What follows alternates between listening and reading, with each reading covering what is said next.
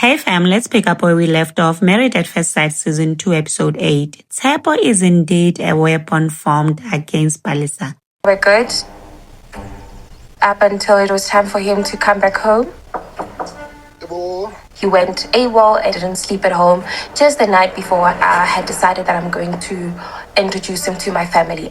Before we get into this, Tshepo, following the recent episode, took to his platform about how he'll be doing a tell-all the following day, as he feels he's been portrayed to be the villain of the show. Come the day of the tell-all that he had promised, he turned around saying, after much consideration and consultation, it has been decided that it would be in the best interest to wait for the show to end. I feel like he got a gag order to not say anything about the show while it's still ongoing. Anyway, he said it has been decided that it would be in the best interest to wait for the show to end, right? Then he said at a given time there will be information provided for full context. He also expressed his appreciation for the calls and messages and check-ins he's been receiving since. Then went on to say, I'm taking y'all's advice that I should keep my silence until the show ends, until he's given an opportunity to lay bare his side of the story. Until then, thank you for the kind words and messages. Signed, Tshepo Mia.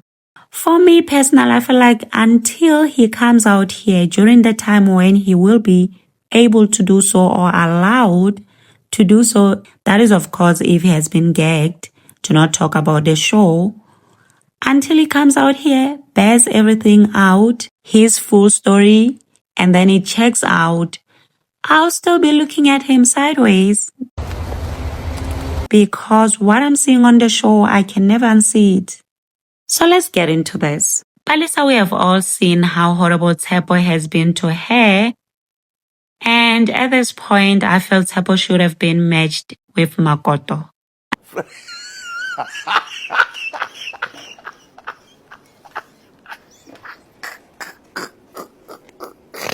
I know probably there would have been an explosion of some sort, but I do really feel like at this point, Tshepo should have been paired with Makoto. Or maybe Portia. It would have been hilarious watching Portia's comments on him. Or Makoto's disrespect. Sure. But hey, he's been paired with Palisa and stressing her to the point where she had to go tell Bongani and Portia. So I found myself waiting for him up until the crack of dawn. I need to talk to you about a couple of things. Okay, what's happening?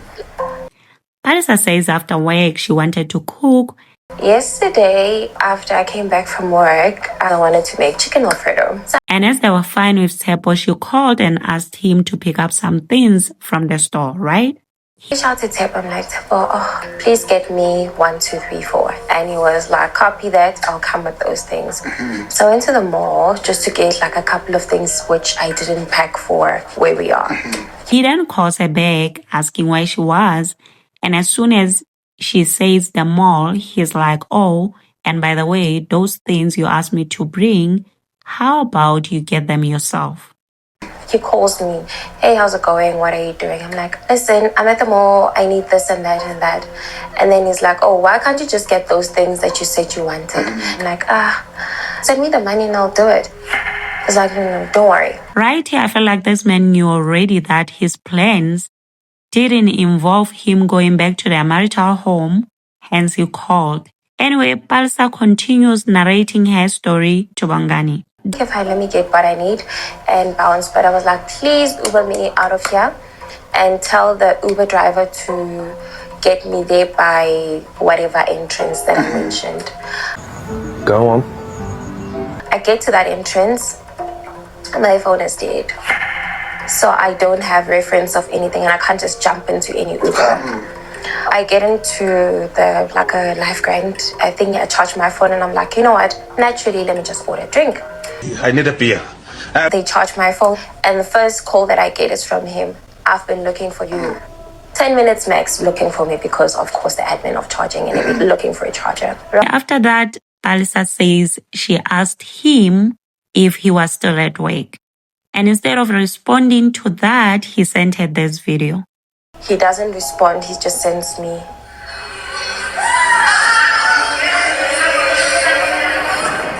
So I ask him, what does this even mean? At 12 midnight, says I'm still in the office. No, you said you're coming back. He tries calling me at 2 a.m. He wants me to open the door.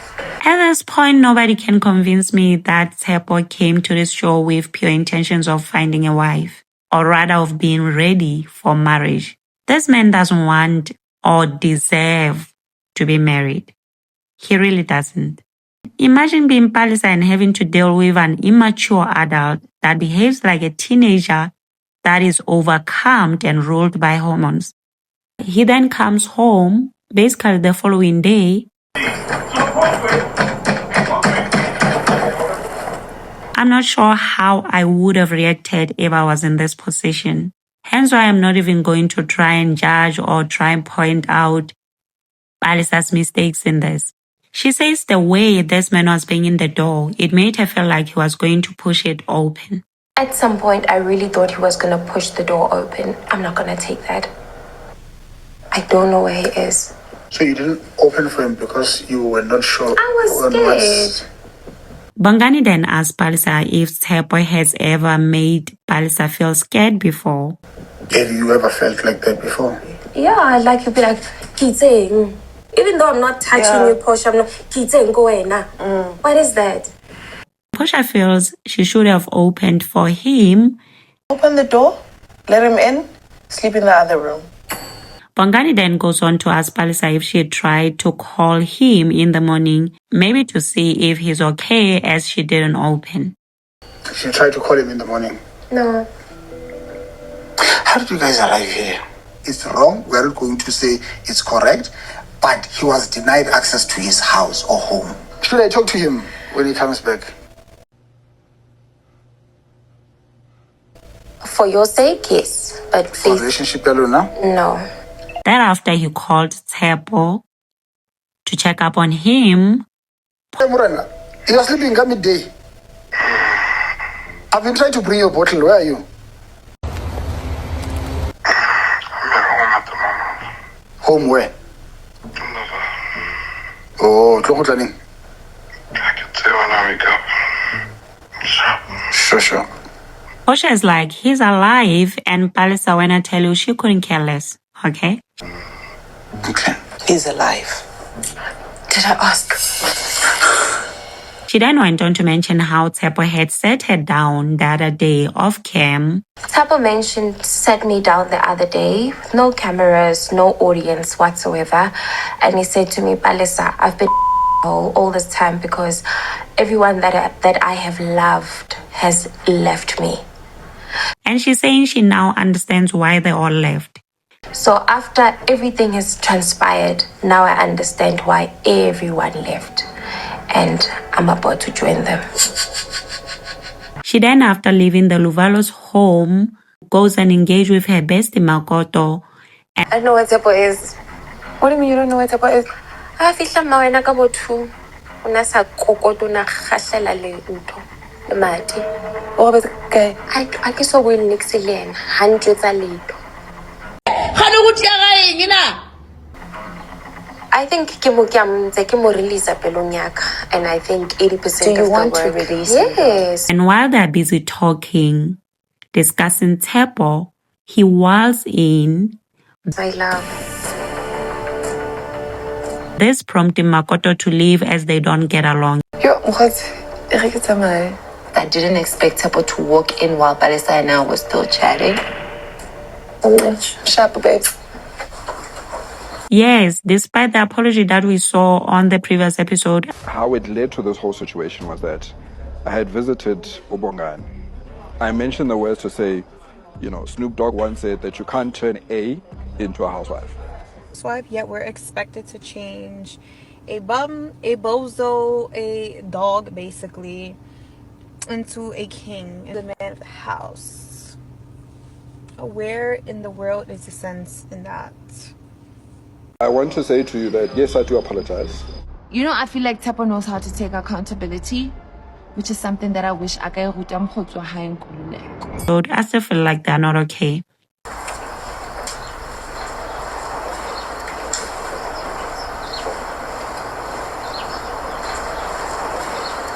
silence. After a long moment of silence, they have a mini greeting, then silence again. Hi. Hi. How are you? Good. That's good to hear.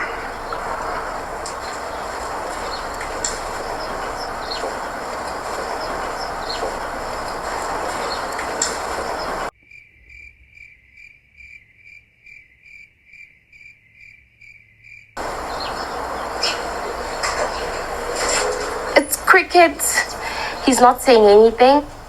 It's like they've been married for 60 plus years and have had each other so much over the years that they can't even stand being in the same room with each other.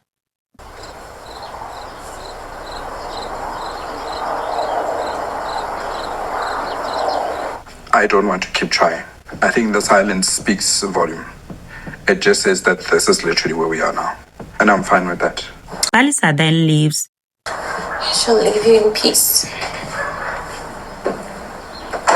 He has got nothing to say, so I don't understand why you had to come into my conversation between me and Makoto.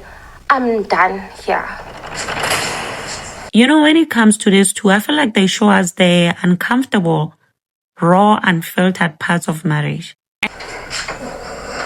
Ever seen my great doll? Awukhonahali shem.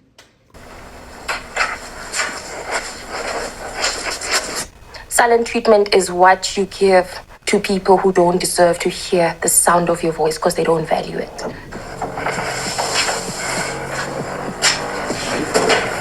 And at this point, it seems all hope is gone when it comes to this too. Balisa is done, y'all. She's done. I can't help but see also what the counselor meant during one of their sessions, that these two are both full of it, ego and pride. Because you mean to tell me between these two adults, none of them is willing to say, hey, let's sit and address our issues. Instead, Balisa is running around like a headless chicken, telling or rather discussing their business with everybody else but this man, that is her husband. And please don't get me wrong, I'm not defending this man, okay? Tshepo is a heavily flawed man that is full of himself and not a care in the world about Balisa, his wife. But despite all that, it is very sad that none of them is willing to sit and have an adult conversation just between the two of them. Maturity is realizing that one deep conversation and an apology can change a lifetime of grief and resentment. But sadly, a lot of people aren't mature enough for this. Also, Balisa chasing after Makoto to explain, I still feel like it was very unnecessary. Because where in your life have you seen a sinking ship keep another one afloat? But hey, she listened, so I guess that's something. How far because you thought maybe we Yes, I thought maybe.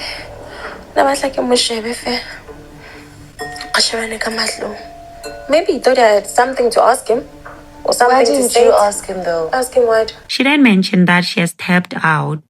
I don't want to find out. I'm not interested. I've tapped out. Makoto calls Nkululeko. Nguleko, please come. Do you know what happened? Kapalesa Tshepo Mavat. What did he say to you? He denies everything, child. You know Nkululeko is not trying to get involved in anything. He's just like, I know nothing. I haven't spoken to him. Nguleko, you lying. You said you spoke to Tshepo. This man doesn't want to be implicated in nothing, okay? Which is what drives Makoto crazy most of the time. Why are you lying? Can you please relax? Do you see what I always deal with, Palis? To talk to Tshepo Nkululeko. Listen. He did. He said he did have a conversation. And he even said, Nkululeko is on some relax. You got to relax. so now he doesn't remember. And then he expects me to give a sharp. Come to lie straight to my face after telling me the truth in the morning. And then what react? Of course I'm reacting to your Girl, girl, you just don't know.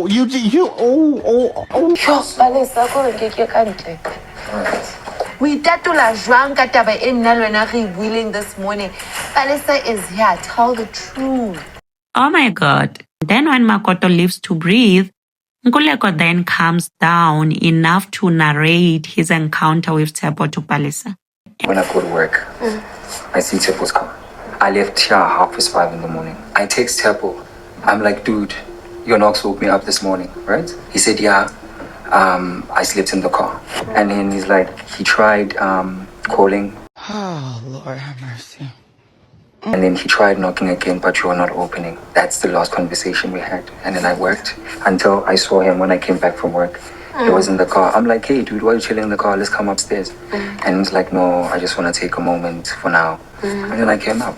Can you see how relaxed this man gets when his wife is not close to him making noise? He then asks Palisa to allow him to fetch Tshepo so they can talk. Palisa agrees but then tells him she won't be starting no conversation. She has nothing to say to this man. So since I don't know the context of what really happened between you guys, can I please go fetch him downstairs so that we can, talk and resolve this? Sure, no problem. But I'm not starting any conversation. I've got nothing to say to him. We'll see. Nkuleko comes back with Tshepo. So my king, I don't know what happened. The last time you guys were happy, right? So can you guys maybe please talk? Tshepo tells him about the conversation he had with Palisa during the day prior to him coming home the following day and banging on the door. You know what, Doc? Like, there was a conversation we had during the day when she was out at the mall and stuff like that. I think the conversation that I had with Palisa regarding the ingredients, I think for me is what sent me over the edge. That conversation regarding the ingredients, he says, is what sent him over the edge. I'm at loss for words at this point. All I wish is that maybe he could have elaborated some more on that so that we can understand better, because I'm in the dark. I feel like I'm in the dark. It was too surprising, too shocking, and I think that is what put me in a position to say, actually, what am I doing here? And what does it even mean? Too surprising, too shocking. This man is dramatic, okay? He's questioning, he says, if he and Palisa are meant for each other. He had mentioned this previously, so it's really not a surprise hearing him say it again. Am I the right husband to her and for her? Is she the right wife to me or for me? And this is how Palisa felt. Come on. Please, stop what you're doing. My conclusion or my idea is that I don't think that we are made for each other. He continued to say they really are not made for each other. I'm not getting to the point of being her husband. It's just that thing is not there. I refuse to believe that it's a me problem. Maybe I'm not the right person for her. And this is how Palisa feels about what he said. She went on to also say Tshepo's actions told her everything a long time ago. His actions told me this a long time ago. This is a boy. He's yet to be. Listen, you insult your husband all the time. I do, but okay, excuse. So don't say. I'm sorry. She went on to also say, when I'm done. Sorry. When I'm done, I will say what I want to say. For now, I don't think he recognizes a good thing. It's foreign to him, and it's not my job to teach him. Continue to say her piece. Someone who doesn't know who they are, who doesn't believe in themselves, who doesn't have confidence, who is very insecure and is trying to project that insecurity on me. She feels it's not her job to teach Tshepo how good he has it with her. She's Daniel. I didn't come here looking for a project. This is a project. I'm not gonna take it. I choose my battles. This is not one of them. There was even an exchange of words between her and Makoto, but I'm guessing that was just out of hate and anger, and frustration also towards Tshepo. She then walks away pretty much hurt and disappointed, maybe even. But Mamela, listen, you're not gonna bully me. I'm not bullying you. No, I'm not bullying you, babe. Leave me. I'm done here. Tshepo wasn't even trying to go after her or anything like that. And I don't think I have to say it.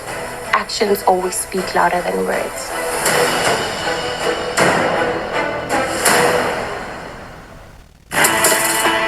And on this note, let's take it to the comment section until the next part. Also remember to subscribe if you're not, share, like. Until next time, bye and thank you for watching.